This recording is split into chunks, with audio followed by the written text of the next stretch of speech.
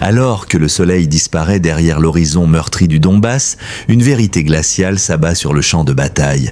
La Russie est persuadée d'avoir enfin conçu la manœuvre qui brisera les lignes ukrainiennes une bonne fois pour toutes.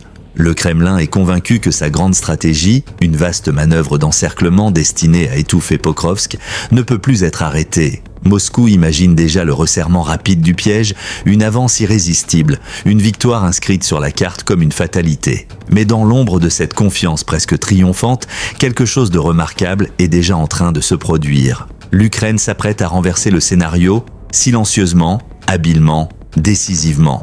Et dans les premières minutes de cette opération, les enjeux n'ont jamais été aussi élevés. Chaque battement de cœur compte, chaque mouvement devient un pari.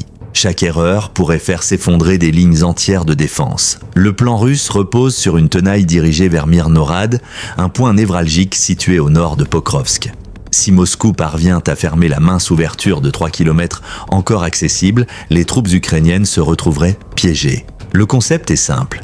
Une pression des deux côtés, refermer la poche, éliminer ce qui reste à l'intérieur. La Russie connaît bien cette tactique. Le fantôme de Stalingrad plane encore dans son ADN militaire. Mais tandis que le Kremlin rêve de répéter l'histoire, l'Ukraine commence à en écrire une toute autre. Plutôt que d'attendre d'être acculés, les Ukrainiens frappent les premiers autour de Rodinske. Une zone que la Russie croyait déjà soumise, intimidée, prête à céder. Les équipes de surveillance ukrainiennes repèrent des opérateurs de drones russes prenant position.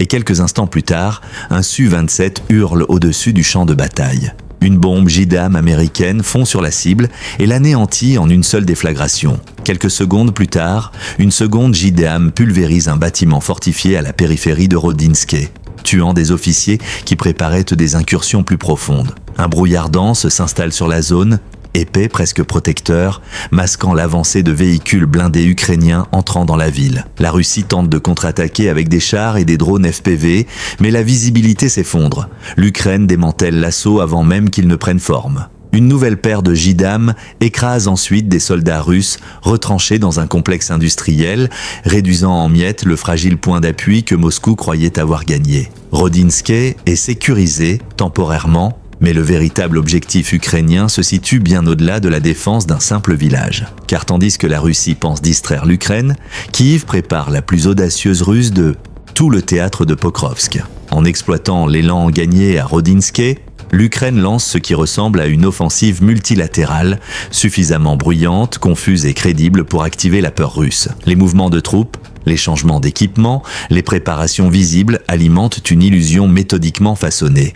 Le résultat, la Russie stoppe sa progression, retire des forces, abandonne ses propres soldats isolés et se prépare à une attaque qui n'arrivera jamais. Une fois la Russie entrée dans le rôle de l'adversaire réactif et non plus directif, l'Ukraine met en œuvre la véritable opération. Sous la couverture de la guerre électronique, des convois d'évacuation glissent dans Myrnorad. Les blessés sont extraits. Des troupes fraîches les remplacent discrètement.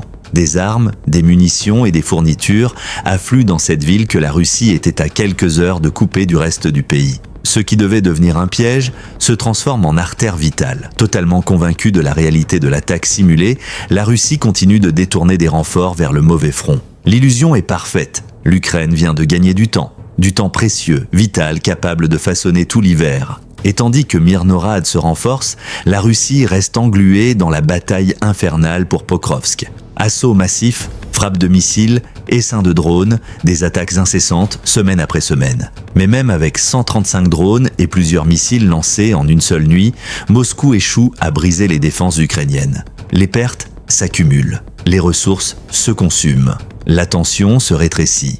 Et cette obsession aveugle le Kremlin, l'empêchant de voir le miracle silencieux qui se déroule à quelques kilomètres de là.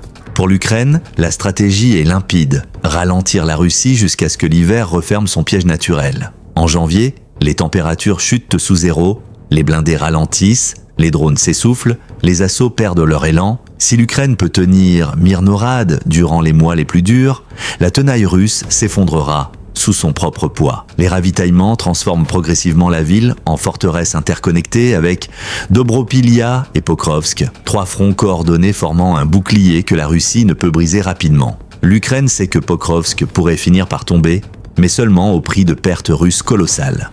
Près de 200 000 soldats russes ont déjà été jetés dans la bataille et plus de la moitié ont été tués ou blessés. Les analystes préviennent que capturer l'ensemble du Donbass à ce rythme prendrait des années et coûterait des millions de vies russes. Certains commentateurs russes qualifient de Pokrovsk de broyeur de viande. Les stratèges ukrainiens l'appellent levier. Même si Pokrovsk et Mirnorad tombent, les experts affirment que leur perte ne changerait presque rien à l'équilibre général de la ligne de front. La Russie hériterait de ruines, pas d'un élan stratégique. Et l'Ukraine aurait eu des mois pour préparer les lignes suivantes, précisément ce que sa ruse lui a permis d'obtenir. Comme le note Marc Galeotti, plusieurs villes-forteresses ukrainiennes se dressent encore au-delà de Pokrovsk, chacune prête à drainer davantage de ressources russes. Ce qui nous ramène au cœur de ce moment extraordinaire, l'Ukraine n'a pas brisé la tenaille russe. Elle n'en avait pas besoin. En incitant Moscou à se repositionner au mauvais moment, en renforçant Mirnorad sous son nez, elle a atteint l'objectif essentiel, survivre à l'hiver. Et survivre signifie durer. Durer signifie user l'adversaire. Et l'usure, dans cette guerre, est ce que la Russie peut le moins se permettre. Au final, le coup le plus dévastateur n'était ni les bombes larguées, ni les soldats perdus, ni les kilomètres gagnés ou abandonnés. C'est l'humiliation. L'Ukraine a mené toute cette opération, cette gigantesque tromperie, ce sauvetage d'une ville presque condamnée, sans perdre un seul soldat. La Russie est tombée dans le piège complètement. Et alors que l'hiver approche, cette erreur unique pourrait hanter le Kremlin bien plus que n'importe quel revers territorial. Et pourtant, au-delà du génie tactique et des ruses savamment orchestrées, une vérité plus profonde commence à émerger. Une vérité que les stratèges des deux camps reconnaissent à demi-mot. Les guerres ne se gagnent pas seulement avec la puissance de feu, le territoire ou la chance. Elles se gagnent par l'adaptation, la créativité, le timing, la capacité à percevoir des opportunités là où l'ennemi ne voit que des impasses. La manœuvre ukrainienne autour de Mirnorad dépasse la simple tactique. Elle prouve que l'ingéniosité façonne encore ce conflit autant que les drones et l'artillerie.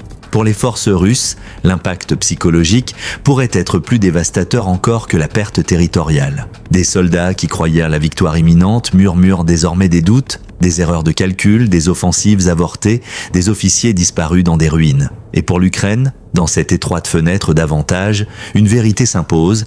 Malgré la pression écrasante, malgré l'encerclement, malgré le déséquilibre des forces, elle peut encore déjouer une armée plus massive, plus riche, plus sûre d'elle. Au-delà de l'opération elle-même, cette séquence révèle une évolution profonde de la guerre. Le champ de bataille n'est plus seulement défini par la puissance de feu ou le nombre d'unités engagées, mais par la capacité à influencer la perception de l'adversaire. Forcer l'ennemi à voir une menace là où il n'y en a pas, à déplacer ses forces dans le mauvais sens, à gaspiller du temps et des ressources sur un faux problème. Voilà la nouvelle arme décisive. À Mirnorad, l'Ukraine n'a pas simplement défendu une position. Elle a contrôlé le rythme du combat, choisi quand frapper, quand disparaître et quand laisser l'ennemi s'user de lui-même. Dans les centres de commandement russes, cette incertitude permanente érode la confiance.